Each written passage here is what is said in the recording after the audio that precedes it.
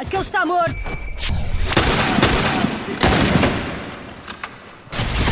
Welcome again. This is the second video of 3, maybe 4 total, with a bonus drunken video at the end if it can work out. We are now going to be moving away from the primary point of the last video, which was distance, and now getting into, because you can maintain distance, it allows you to play differently because you don't need the boxes, really. Because you really don't need the boxes as much. Because you're most of the time going to be engaging outside of this bubble. You're not going to be throwing that many Molotovs or bombs or smokes unless you're rushing in. So this whole game, I use 1 Molotov, I lay 1 bomb, and I whiff with 1 smoke bomb. This whole game. We are on the DLC maps now, obviously. But there is 2, I think, decent players and 2 bad players, and when you have a team of 4, we still don't really get a whole lot of a game, but it's better for you to learn because I'm on the map more. I'm not dead more often, I guess, and you can really see a lot of the tactics happen more often. So that could be a thing. Less boring as far as conversational-wise, but more boring as far as action specific in the game happening. Someone earlier asked about the scouting positions for these DLC maps. I'm still really learning them. I really don't feel completely comfortable on a lot of them. This is what I got so far with Suburbs, or whatever the map name is. I think they have fixed the glitch here too, by the way. I don't know 100%, so play at your own risk, basically. So now, we're going to be doing less distance. Now we're going to be doing more on boxes and getting in position earlier, touching a little bit more on that Cly that I started with the last video. We're going to see a really great L switch now. I'm going to talk more about some of the things you can do with the Cly. Right here, Vic is in a good spot. That's another one of those spots that I've kind of found. I don't really know that many here. I don't really know. I'm laying a bomb, my 1 bomb, the whole bomb I'm going to use this game, to block another one of their paths. I see that we have a lot of map coverage here with 2 snipers, so I really think that we can keep contained because we have 2 snipers, both with Hawkeye. I don't think we have many covert 3s, if at all covert 3s, in the game.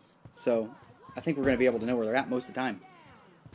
And right here is a good example of what a sniper can do for you as far as a flanker is concerned. And normally I don't flank, but he is in a position, the rest of my team is out. I think we have to take advantage of this flank that's going to happen. Someone has to do something, I think, and I am the guy that's going to do something here.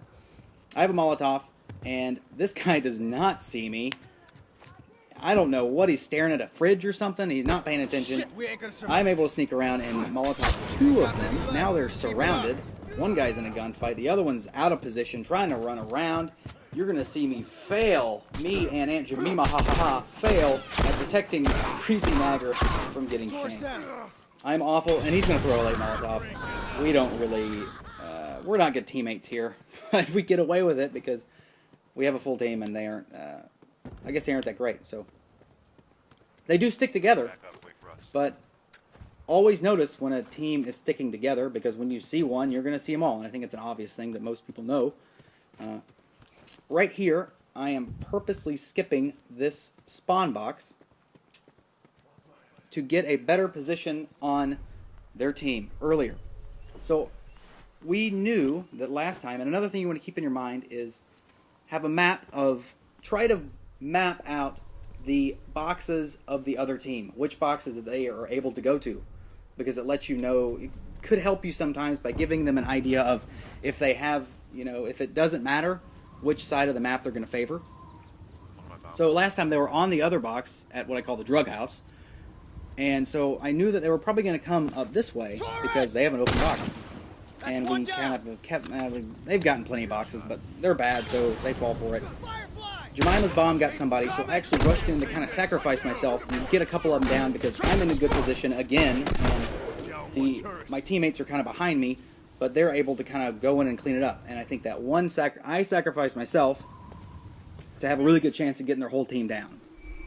Like if I was 3 or 4 seconds later than that, then we wouldn't have had that opportunity. I would probably have had to back off, and we would have had like a 3-on-4, and Vic would have been out of position because they would have pushed up that, what is now our right side, our left side before, but we would have probably maybe even all died there, all 3 of us, because I got a rifle, and they probably have something other than a hunting rifle. I don't think I've seen a hunting rifle from them this game, but I did get that box, and they never got this box here on the right, so I'm starting to think that they're going to come back over here again, but and I'm in Vic's spot that he wasn't earlier.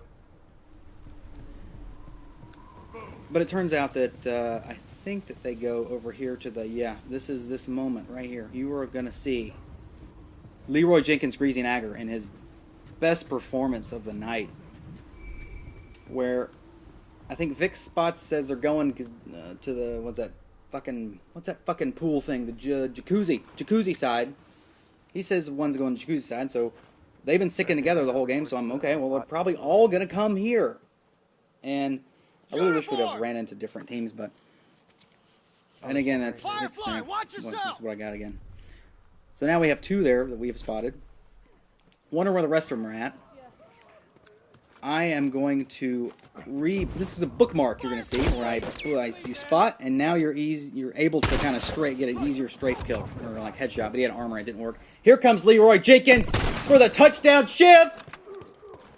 But then he gets whatever nail boarded, and now me and Vic have to go in and try to save the day with my fists with no board, because I don't get any boxes, but luckily Vic has a board. So we're able to pick up Nagger here, and a better team would have killed Nagger, wouldn't have let us get him. He would have been down way earlier. And I don't really know what would have happened if we were playing a better team and they would have killed Nagger. I think we probably would have backed off. But because they let us get so much more map control, and we'll touch map control in the next video, get into more advanced teamwork kind of stuff. One thing, I skipped that box again because I knew they were probably going to spawn either here or at the other spawn, so I had a 50% chance at catching him, and we ended up, I was in a good spot, and I got an easy headshot because I think they were engaging Vic, and now they're trapped again. They've been trapped the whole game because I have been so fast off the boxes and getting to the other side, and Vic is covering that too. I don't even know what he's doing. He's doing an awesome job.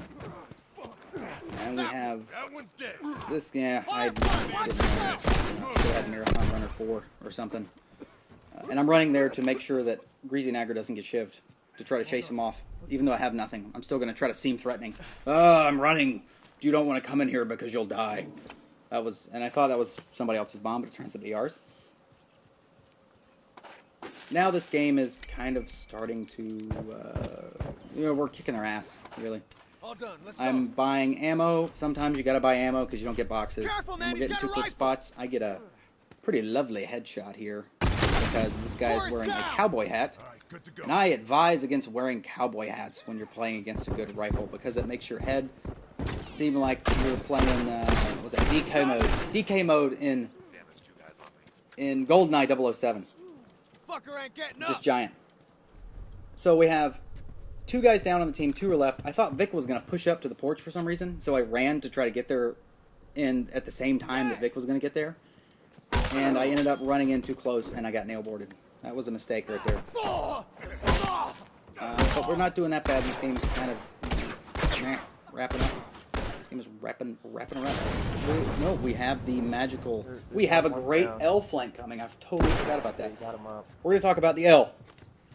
The L is what's going to happen most of the time, where you, as a sniper, are going to be on in this case, the back left, and your whole team is going to be kind of making that line, that straight line right here, right? And I did get a box, but then someone called because they were in trouble, and what I'm going to do here is we're going to see a guy come out, and I'm going to engage him head on, but I know that it is very unlikely that I'm going to kill him because he has a helmet. So I'm really just going to try to have a really long gunfight with him to try to keep him there.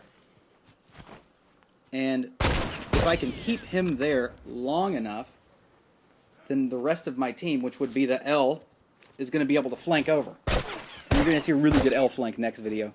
But he ends up getting frustrated because I keep healing, and he comes chase me, and now we're going to do an L switch, where I told Vic to come and take care of the guy that was chasing me. I have enough time to heal, and I go from being the detainer to the attacker. We're switching roles here in this kind of L flank to L to the C. You go from you go L to C, L to I, and then if one guy's down, you go to an I, or if battle goes down.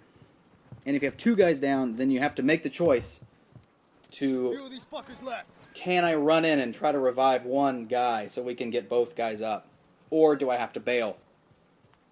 Hopefully that doesn't happen often, but that's what happened to those guys when I sacrificed myself earlier. They were in that period. That guy was like, oh God, can I pick up my teammates before McKillers comes and tries to do something stupid? And it ended up working out. Maybe you should have bailed. But if he bailed, Vic he's awesome and he's in a great spot. He probably would have gotten sniped. So that guy was dead all day. Right now, we are sniffing out the last little bit of this other team. And we're going to see a lowercase I because I see there's 3 guys up. Now there's going to be, I think Vic gets somebody, 2 guys up. So I'm seeing they may have some trouble there because there's not a whole lot of map to work with back there. So I'm going to fall into a lowercase I. Hopefully, if someone goes down, I'll be in a good position to cover. Oh, and Nagger goes down, but we have a double shit fest happening right now. And here comes Hacksaw Jim Duggan with his 2x4, and I get it in the face because I suck with a revolver.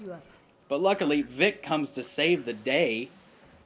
Who said Mike Vic was out? He's not out. He's still in the game. Other than that, we're getting into some more advanced stuff next game. I hope to see you there.